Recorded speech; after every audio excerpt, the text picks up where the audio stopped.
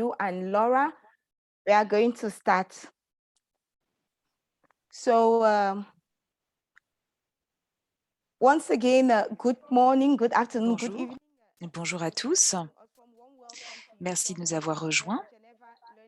Ici, au nom de la Geneva Learning Foundation, je suis Charlotte Nbou et mes invités aujourd'hui sont Laura Nicklocklin de l'OMS, basée donc à Genève, au siège de Genève, et Aaron qui vient de la CDC, donc du Centre de contrôle des maladies des États-Unis. Et en fait, ils vont revenir ici sur la vaccination et sur cette approche au cours de la vie. Donc, n'hésitez surtout pas. Vous allez avoir la possibilité de poser toutes vos questions. Alors, c'est une session éclair.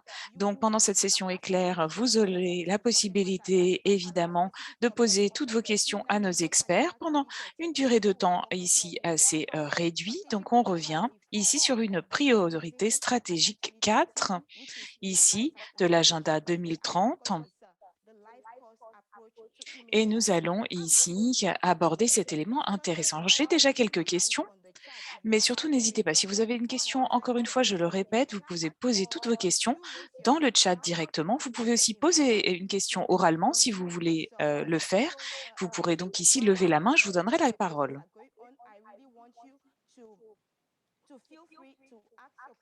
Alors ici, pour nos collègues francophones, vous avez la possibilité de suivre ici cette session en français. Donc, vous pouvez tout simplement cliquer sur cette icône interprétation qui se situe en bas à droite de votre écran Zoom, sélectionnez le français et couper l'audio original. De même, si vous êtes anglophone, même chose. Si vous voulez suivre cette session en anglais, cliquez sur l'icône interprétation, choisir l'anglais. Et sans plus attendre, nous allons commencer avec les questions. Laura et Aaron, merci encore une fois de nous avoir rejoints. La première question.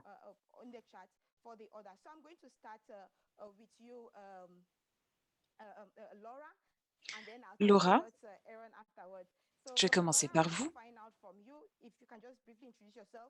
Est-ce que vous pouvez brièvement ici vous présenter et ensuite, quel est votre rôle ici dans l'agenda 2030? Et ici, justement, comment pouvoir, pourquoi est-ce que cela fait la différence pour vous? Bonjour, bonjour à tous. Merci Charlotte. Je suis Laura Nicklocklin et je travaille sur le programme ici essentiel de vaccination au sein de l'OMS. Et je travaille ici justement sur l'intégration ici de la vaccination tout au long de la vie. Donc évidemment, cela fait partie de ma vie, de mon travail. Alors ici, ce qui est très important, ça fait déjà 2-3 ans. Alors je sais qu'avec la pandémie, les choses ont évolué différemment, mais c'est un travail qui correspond avec de nombreux objectifs de l'OMS en matière d'accès à la santé pour tous. Et l'agenda 2030 est une stratégie, un agenda clé pour les 10 prochaines années, puisque nous voulons évidemment nous assurer que tout le monde a accès à ces vaccins, à ces vaccins qui sont essentiels tout au long de la vie. Alors, dans ce cadre, nous avons mené différentes discussions, nous avons eu différentes réunions, et nous allons donc continuer notamment sur les indicateurs que nous allons vouloir suivre par rapport à ces priorités stratégiques. C'est un développement qui a eu lieu au niveau international, régional et local. Donc, c'était un processus assez long et avec l'ensemble des partenaires de la vaccination. Et je passe la parole à Aaron. Bonjour. Donc, je travaille à la CDC aux États-Unis et je travaille ici service de vaccination. Et comme Laura l'a très bien dit, je travaille beaucoup sur l'intégration de la vaccination et des programmes de vaccination au niveau des politiques nationales. Et le CDC,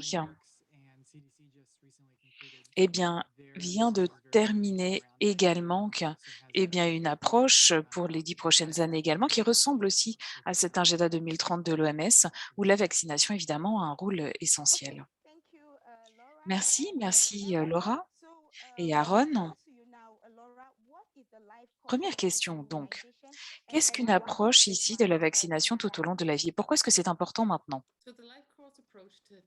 Eh bien, en fait, cette approche nous permet en fait de prévoir en fait la vaccination tout au long de la vie, dans certains pays, par exemple.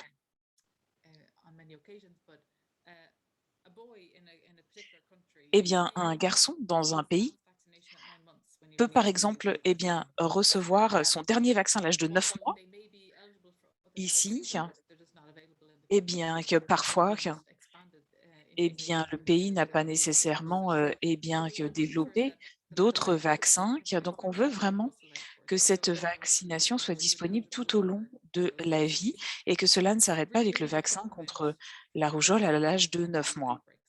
Parce qu'évidemment, l'objectif est d'éviter toutes les maladies ici qui sont justement des maladies contre lesquelles on a des vaccins. Alors, c'est une nouvelle discussion, c'est vrai.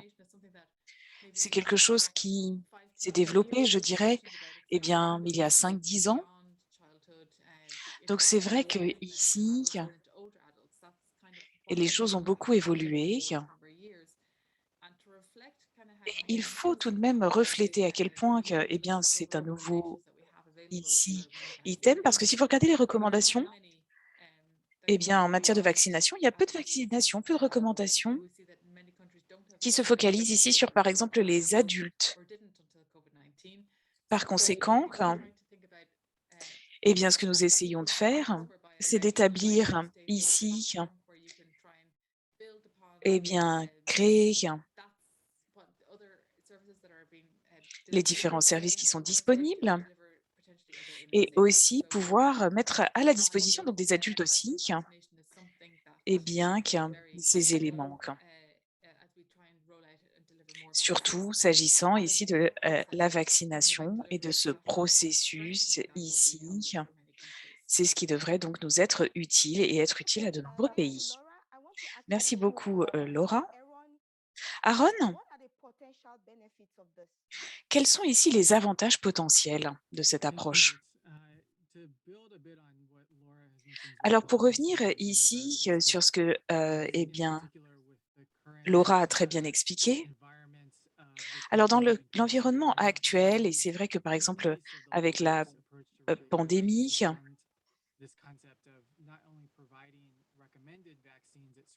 parce que ici, il faut absolument pouvoir avoir les opportunités nécessaires pour pouvoir leur proposer cet accès à la vaccination. Et on a vu qu'avec la pandémie, nous avons vu un certain nombre de pays qui ont eu leur programme de vaccination ici très affecté justement par la pandémie. Donc, il est important ici de remettre en place ces services de vaccination et aussi de rattraper ce qui est nécessaire et de créer donc ces opportunités. Et cela fait vraiment partie de cette approche et de pouvoir, par rapport à ces opportunités, qu'il y a ici aussi, et c'est vraiment un risque ici. Alors, parce que c'est un risque, pourquoi? Parce que si vous n'êtes pas vacciné également, vous avez aussi un risque qui n'est pas seulement quand vous êtes enfant, mais aussi un risque lorsque vous êtes adulte. Donc, c'est pour cela qu'il est important de prendre en compte ces différents aspects. Donc là encore, il faut continuer à mettre tout cela en place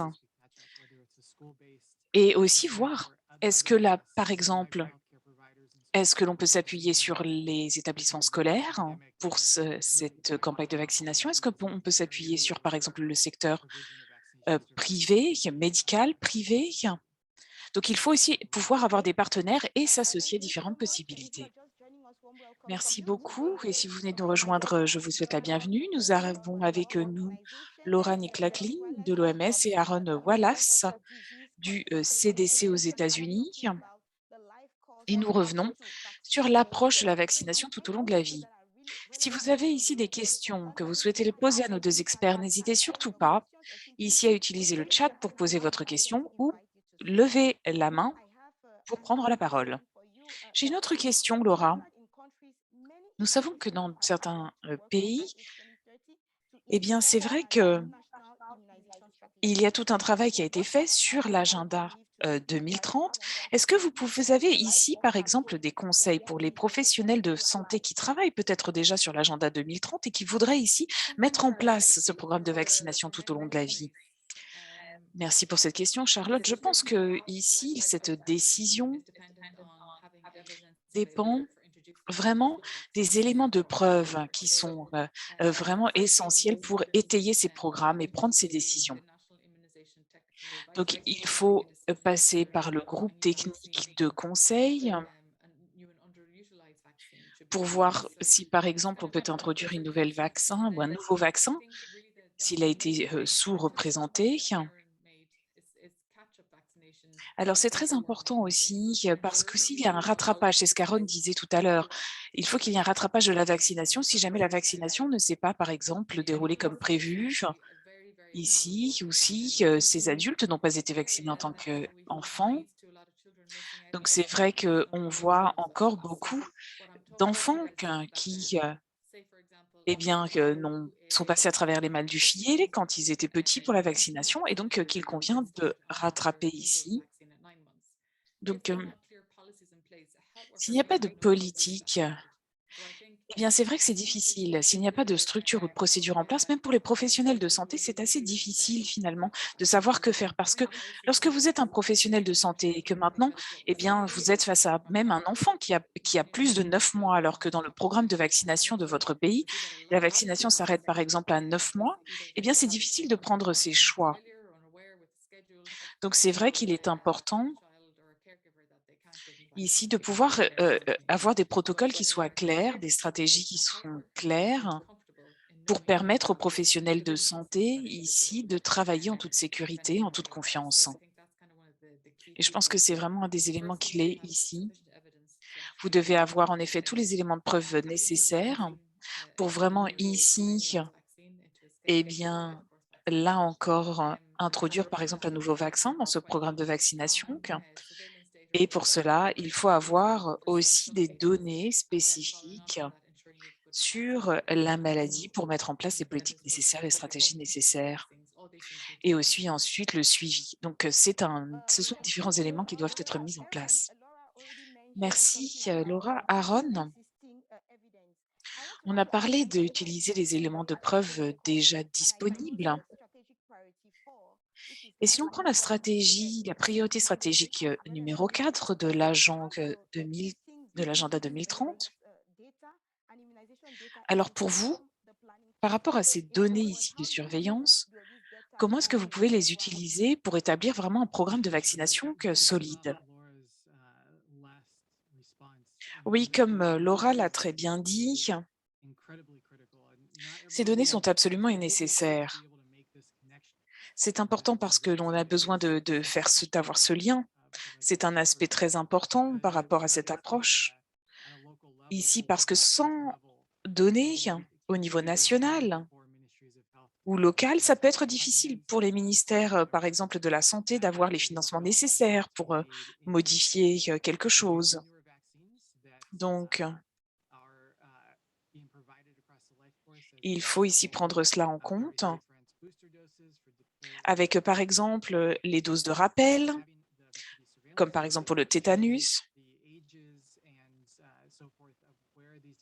Donc là, encore une fois, il faut se poser les bonnes questions et c'est beaucoup plus facile de pouvoir comprendre tous les aspects aussi de ces programmes de vaccination lorsqu'on a toutes les données. Alors pour la rougeole, c'est vrai que c'est basé aussi sur l'âge, mais c'est important d'avoir par exemple des informations sur l'âge, sur les différentes zones et cela permet ensuite d'étayer ces programmes. Il faut aussi comprendre, par exemple, lorsque dans votre couverture nationale, eh bien, il y a aussi des zones qui sont moins bien desservies que d'autres. Et donc, par conséquent, dans ce cadre-là, comment pouvoir faire un rattrapage? Mais pour cela, il faut des données qui vous montrent déjà eh bien, quelles sont les lacunes en matière de couverture pour pouvoir ensuite mettre cela en place. Ce sont donc des fondements qui sont importants, pas seulement au niveau de la stratégie et des politiques, mais aussi ensuite avoir ici également que toutes les informations nécessaires pour pouvoir les faire évoluer et pouvoir ici maximiser les opportunités de vaccination à tout âge. Il faut donc pour cela, comme je le disais, des bases. Donc ce sont vraiment des éléments qui sont importants par rapport à justement cette Okay, vaccination tout au long de la vie. thank you very much, Aaron. Merci I have Aaron. two questions in the chat Nous avons ici plusieurs about questions dans le chat the first one pour is nos from invités. La première, Faisal Rabani. du He says docteur the life Faiza course Rabani, vaccination is surely la vaccination tout au long de la vie life course vaccination is surely est donc un more nouveau concept accurate for developing countries where pour les pays en immunity coverage développement. is already compromised due to Eh COVID. bien, ici, lorsque How justement notre confident is the couverture Ministry de la vaccination est déjà ici of impactée par la vaccinate COVID-19, this accuracy? comment est-ce que l'on peut convaincre ici notre ministère de la Santé ici d'adopter cette approche? Je vous remercie pour cette question. Je comprends tout à fait votre question, docteur Faiza. Le fait ici que cette vaccination, eh bien, que ce ne soit pas toujours facile, parce qu'en effet, on parle ici de cibler aussi. Il y a des populations qui ne sont pas nécessairement ciblées dans des programmes de vaccination standards. Alors, c'est vrai qu'en fait, on en a parlé même entre nous dans les groupes de travail. Alors, tout d'abord, ça peut être fait par juste finalement eh bien, élargir le programme de vaccination qui est déjà disponible. Et pour cela, il vous faut des données. Par exemple, si c'est une maladie spécifique, connaître la charge de la maladie ici pour pouvoir vraiment et s'y convaincre. Mais c'est vrai que la pandémie a rendu les choses plus difficiles en matière de vaccination déjà. Et ce qu'on anticipe évidemment, c'est qu'il y aura beaucoup de rattrapage à faire et les pays ici vont devoir développer et peut-être même ici, eh bien, que prolonger leur programme de vaccination. Et je pense que là encore, ce sont des opportunités ici pour pouvoir, là encore, inclure une plus vaste part de la population. En Suisse, par exemple, nous avons en fait parlé du vaccin contre la malaria. Et donc évidemment, on ne va pas ici, eh bien, introduire un vaccin contre le paludisme, par exemple, ici en Suisse, puisque évidemment le paludisme n'est pas ici un problème en Suisse. Donc en fait, il faut vraiment avoir les données spécifiques sur une maladie spécifique, se baser sur les éléments de preuve pour pouvoir ensuite vraiment faire ce travail de plaidoyer, faire ce travail pour soutenir cela. Et vous pouvez ensuite aussi faire appel aux bailleurs de fonds. The next question is from Merci Laura. Talent Question Moyo. suivante What de of Talent Zimbabwe is Moyo au adopting a Zimbabwe. life course approach to vaccination Adopter donc will need to ensure cette approche à la public and vaccination community engagement. va How devoir will you market s'appuyer vaccination sur une and forte who should communication. believe vaccines are for kids? And Eh at bien the ici, same par time, exemple, will you au roll out Zimbabwe, the eh bien pour introduced nous, les vaccins, c'est seulement pour les enfants. Donc comment ici convaincre les adultes d'être vaccinés? Ça, c'est une question très intéressante. Alors, par rapport à ce type de situation qui est décrite ici, alors surtout avec le vaccin contre la COVID-19, eh bien, c'est vrai que c'est une opportunité justement d'expliquer à quel point, eh bien, la vaccination, que ce n'est pas seulement ici pour les enfants, et comprendre qu'il y a donc différents messages de communication qui peuvent être adressés aussi, eh bien, aux adultes. Il faut donc ici peut-être s'appuyer sur les approches qui sont déjà utilisées pendant la vaccin contre la COVID-19. D'ailleurs, il y a des stratégies qui fonctionneront et d'autres beaucoup moins. Et dans cette situation, il y a également ici différents éléments où le professionnel de santé ici joue un rôle aussi très important pour comprendre qui est éligible à la vaccination, mais aussi pour cette communication avec la communauté sur le besoin ici pour ce groupe et différentes donc caractéristiques, y compris sur les profils de sécurité, etc. Donc là encore, eh bien, il faut savoir, comme vous le dites, vous avez raison, avoir une communication qui est peut-être plus ciblée vers la population adulte, mais aussi de s'appuyer sur les professionnels de santé, parce que je pense que c'est la clé ici, et aussi avec des messages qui peuvent être importants de faire passer. Mais c'est une question très intéressante et c'est vrai que c'est une question aussi complexe. J'espère que je vous ai donné quelques éléments de réponse. Thank you very much, Aaron. And Merci, we got another Aaron. question in the chat, this time around from Alors, j'ai une Anita autre Aaron. question qui vient So how du can emerging Nigeria. countries cope with Comment est-ce que les pays en underfunding of développement peuvent population atteindre cette vaccination, approche de la including certain vaccination? vaccines for certain vaccines like Parce que pour COVID certains vaccine? vaccins, comme par exemple la And I vaccination guess contre la according to grippe, them, the eh bien, le Western prix vaccines last ici only about est 100% of élevé. children. So Et can ici, you please pour le explain vaccin Gotha, par how exemple, effective eh bien, c'est the 100 vaccination is in your par opinion? enfant. Laura? Donc, qu'en pensez-vous, Laura? Alors, je comprends que l'aspect financier est une contrainte. Donc, c'est vrai que vous pouvez aussi bénéficier du soutien de Gavi, mais lorsque cela fait partie évidemment de vaccins, ici en dehors de vaccins de routine, mais c'est quelque chose que l'on voit ici dans beaucoup d'autres pays, pas seulement d'ailleurs dans les pays en voie de développement, mais également dans des pays avec des profils très différents.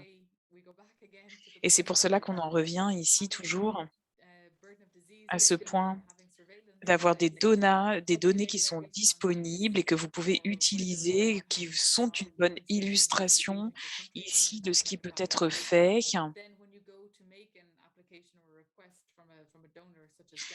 Et aussi, vous pouvez vous adresser à des bailleurs de fonds comme Gavi. Et si vous avez vraiment ces données qui montrent à quel point cette maladie est une charge, eh bien, que cela permet très souvent de faire la différence. Mais on voit qu'évidemment, les pays payent des prix différents pour la vaccination. Et donc, cela dépend évidemment de leur processus d'achat.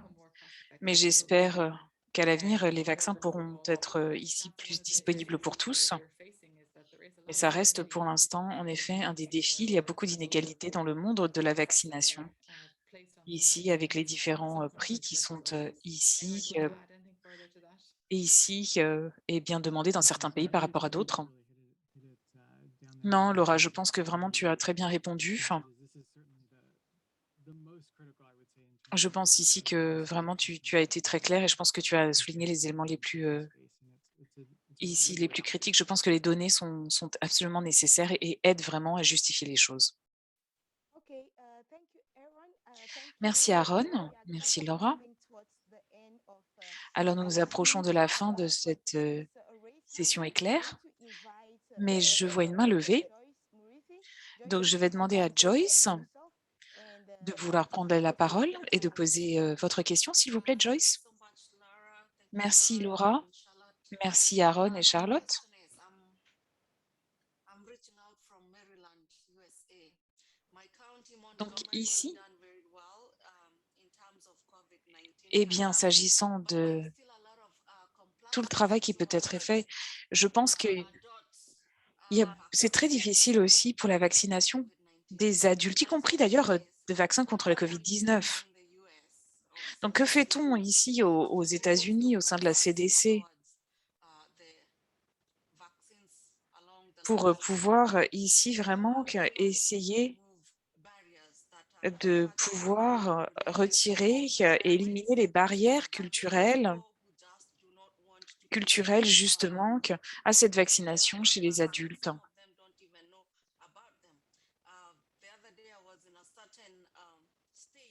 Alors l'autre jour,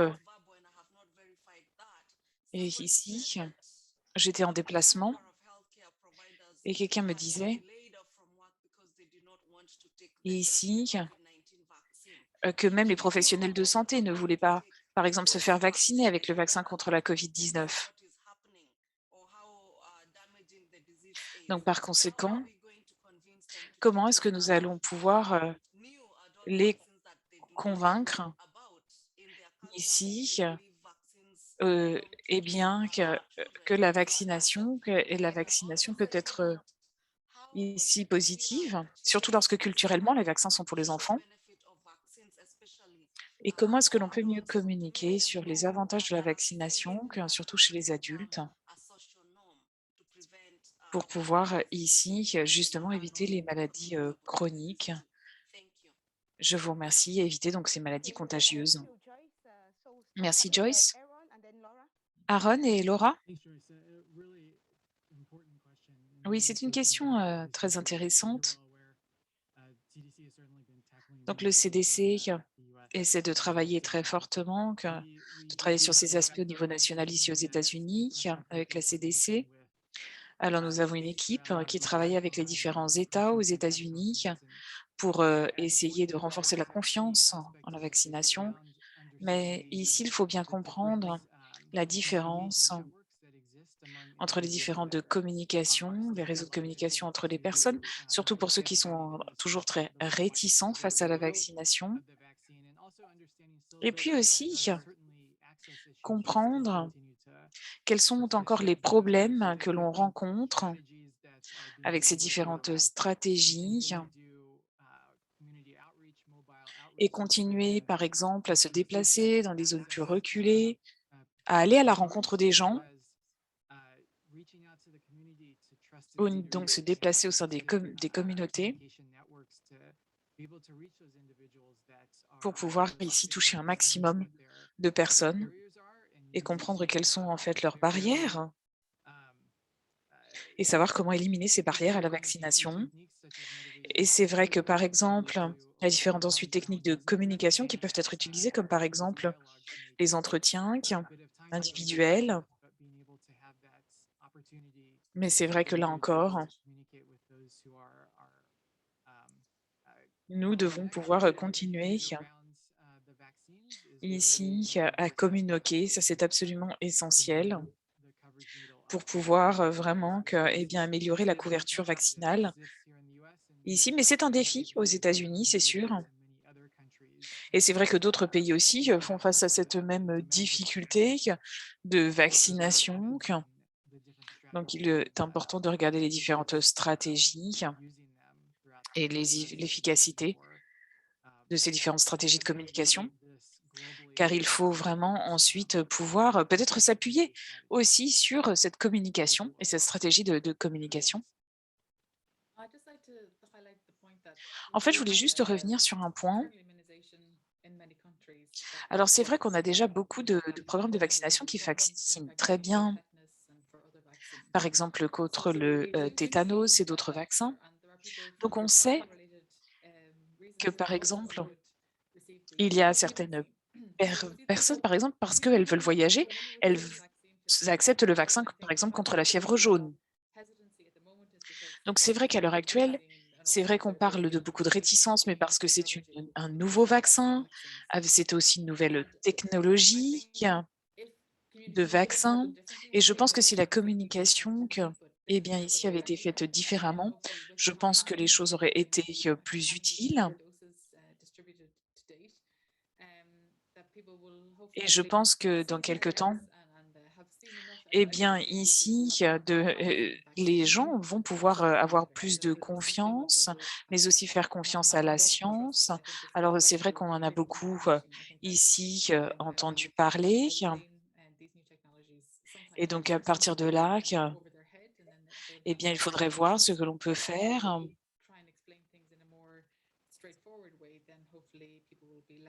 Eh bien, nous voudrions que tout ceci soit mis en place. Et donc, je pense qu'on va avoir d'ailleurs de plus en plus de confiance ici en matière de cette vaccination, mais je pense que si c'est aussi une combinaison de facteurs qui a expliqué cette situation. Merci beaucoup. Merci Aaron, merci Laura. Merci de nous avoir rejoints aujourd'hui pour cette séance éclair sur cette approche de la vaccination ici tout au long de la vie. Alors, si nous n'avons pas réussi à répondre à toutes les questions, j'en suis désolée. Je sais que c'est un thème qui suscite beaucoup d'intérêt. Alors ici, nous sommes à la fin de notre session.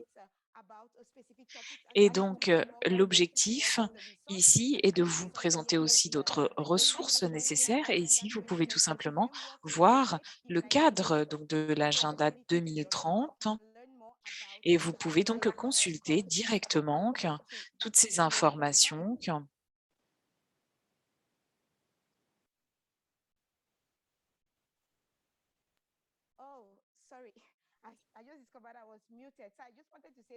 Donc, je voulais tout simplement vous remercier. Merci Laura, merci Aaron de nous avoir rejoints aujourd'hui et d'avoir répondu à toutes nos questions. Alors, si vous avez d'autres questions ici, eh bien, j'ai regardé dans le chat parce qu'en effet, j'ai posté ici différents liens. Et si vous avez encore des commentaires ou des questions, eh bien, nous ferons ici suivre vos questions à nos experts. Et nous avons aussi beaucoup d'autres séances ici qui sont disponibles.